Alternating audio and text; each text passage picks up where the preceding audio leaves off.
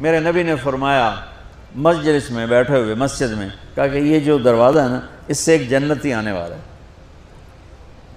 تو لوگوں نے دیکھا ایک مدینے کے مقامی آدمی ذرا بوڑھے، وہ مسجد میں اندر آئے، داڑھی میں وضو کا پانی، ہاتھ میں جوتا، نماز میں شریک ہو گئے۔ اگلے دن آپ کی محفل تھی تو آپ نے فرمایا یہ جو سامنے دروازہ ہے اس سے ایک جنتی آ رہا ہے۔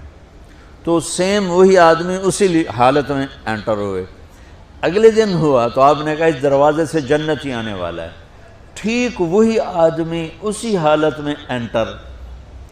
اس مجمع میں ایک صحابی بیٹھے ہیں، ان کا نام ہے عبداللہ بن عمرو۔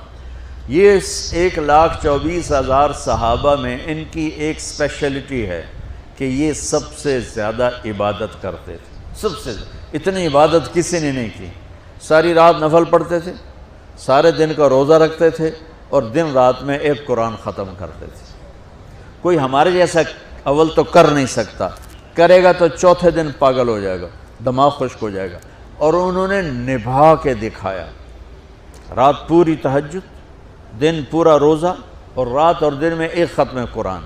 اب ان کو خیال آیا کہ یہ بابا جی مجھ سے بھی زیادہ عبادت کرتے ہیں، جو ان کو یوں ڈائریکٹ جنت کی بشارت ملی اور مجھے نہیں ملی، تو میں دیکھتا ہوں یہ کون سی عبادت کرتے ہیں۔ کیا یہ ساری رات سجدے میں پڑے رہتے ہیں، رکوع میں کھڑے رہتے ہیں، قیام میں کھڑے رہتے ہیں، کیا کرتے ہیں؟ تو ان کے پاس پہنچ گئے، چاچا کوئی تھوڑا والد صاحب کی ناراضگی ہے، دور رہنا چاہتا ہوں، 2-3 دن ٹھہر جاؤں آپ کے پاس؟ ہاں ہاں ہاں بیٹا آ جاؤ آ جاؤ آ جاؤ۔ اب عشاء کی نماز کے فوراً بعد انہوں نے چادر اوپر لی اور چادر میں یوں سوراخ کیا اور یوں لیٹ کے دیکھنے لگے کہ اب یہ بزرگ کیا کرتے ہیں۔ بزرگ تشریف لائے، سرانے پہ سر رکھا، اللہم بسمک اموت و احیا، سونے کی دعا پڑھی، اور تھوڑی دیر بعد خراٹے آتے۔ وہ بڑے حیران ہوئے، بھئی میرا تو خیال ہے یہ ساری رات سجدہ کرے گا تو رو رو مسلح تر کر دے گا، یہ تو خراٹے ہی چون جاندے نہ ہو جا رہے ہیں۔ اب وہ دیکھ رہے ہیں ابھی اٹھے گا ابھی اٹھے گا ابھی اٹھے گا، پھر انہوں نے کپڑا اتار دیا، بھئی سویا ہوا ہے۔ وہ فجر کی اذان پہ اٹھے اور ان کا دماغ چکر کھا گیا، بھئی اے کی بڑی تہجد دے 2 نفل بھی نہیں تو جنت دی بشارت 3 دن کٹھی۔ انہوں نے کہا کل دیکھوں گا، کل شاید کچھ اور کریں گے۔ اگلے دن آئے، پھر اسی طرح یوں کر کے لیٹ گئے، اور بزرگوں نے بھی یوں کیا، اور بسمک اموت و احیا، اور پورا کمرہ خراٹے نال۔ وہ پھر پریشان، یہ کب اٹھے گا کب اٹھے گا؟ فجر کی اذان پہ اٹھے تو اور ان کی حیرت بڑھ گئی، کہنے والا سچا، اس کے بات کو تو چیلنج ہو نہیں سکتا، وہ محمد مصطفیٰ ہیں، لیکن یہ چکر کیا ہے، یہ جنت مل کیسے رہی ہے؟ چلو ایک رات اور صحیح۔ تیسری رات آئے، یہ یوں لیٹے وہ یوں لیٹے، یہ دیکھتے رہے وہ سوتے رہے، حتیٰ کہ فجر کی اذان پہ آنکھ کھلی تو یہ نا پھٹ پڑے، کہنے لگے چاچا بات بتاؤں؟ کہنے کیا؟ کہ میری کوئی جھگڑا نہیں تھا ابا سے، میں نے 3 دن مسلسل تیرے بارے میں سنا جنتی آ رہا، 3 دن تجھے اللہ کے نبی نے بشارت دی جنتی ہے جنتی ہے جنتی ہے، لیکن میں اس بات پہ حیران ہوں تو ساری رات سوتا رہتا۔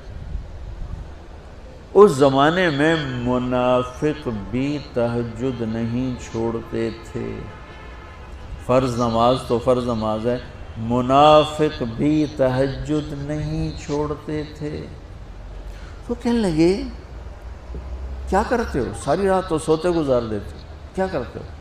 کہنے لگے بھتیجے جو تو نے دیکھا ہے یہی کرتا ہوں۔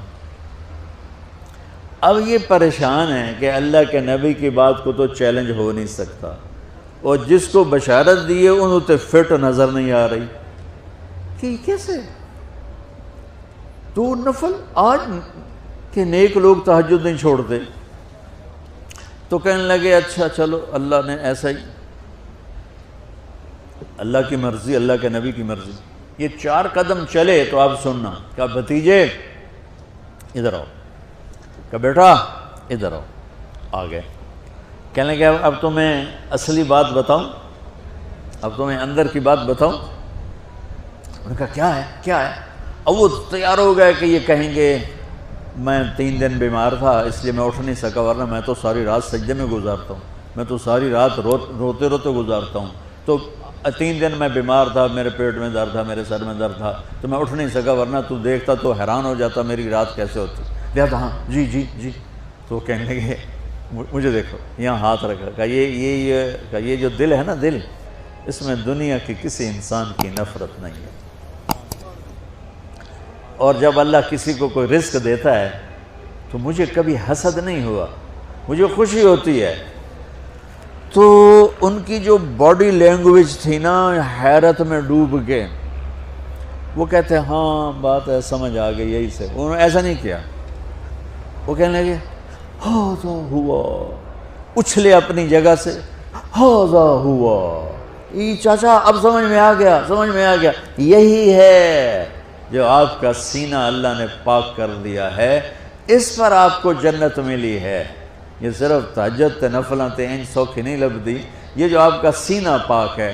اب پہلی حدیث کے ساتھ جوڑو، میرے نبی نے فرمایا، میرے بیٹے انس، میری ایک عظیم الشان سنت ہے کہ اپنے دل کو دنیا کے انسانوں سے، میرے بچوں سنو، یہ نہیں فرمایا مسلمانوں سے دل صاف رکھ، فرمایا پوری دنیا کے انسانوں سے دل صاف رکھو۔ یہ بچیاں کر لیں، آپ کر لو، میں کر لوں، یہ تمہارے استاد کر لیں، کوئی کر لے، میرے رب کی قسم بڑے بڑے عبادت گزار ان کی پرواز کو نہیں پکڑ سکتے، بڑے بڑے سجدہ کرنے والے اور رکوع کرنے والے نفلی ان کی پرواز تک نہیں پہنچ سکتے۔ ایک اس وجہ سے کہ یہ عظیم الشان سنت ہے، ایک اس وجہ سے کہ اس کے کرنے والے بڑے تھوڑے ہیں، ایک اس وجہ سے کہ یہ مشکل بہت ہے کہ آدمی کو خود ذبح ہونا پڑتا ہے تب جا کر یہ چیز ہاتھ میں آتی۔ ایسے نہیں ہے کہ تہجد کے لیے نیند قربان کر دی، ہم جماعت میں گئے 40 دن کے لیے، تھوڑا روکا سوکا کھا لیا اور گھر کی جدائی برداشت کر لی، یہ پل پل کی موت ہے، پل پل کی عزت نفس پہ چھریاں ہیں، اور پھر یہ مسکرا کے چلتا ہے، یہ مقام اسے جبریل سے بھی اوپر لے جاتا ہے۔